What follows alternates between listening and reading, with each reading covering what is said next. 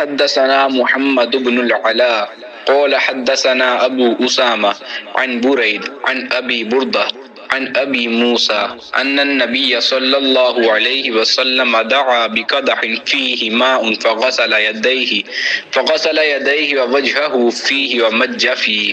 رحمت للعالمین تو آفتاب غار بھی. رسول کریم صلی اللہ علیہ وآلہ وسلم نے ایک پیالہ منگایا جس میں پانی تھا، پھر اس میں آپ صلی اللہ علیہ وآلہ وسلم نے اپنے دونوں ہاتھوں اور چہرے کو دھویا اور اسی میں کلی کی. صحیح بخاری حدیث نمبر 196. نیندیں بھی تیری رت جگے، تیری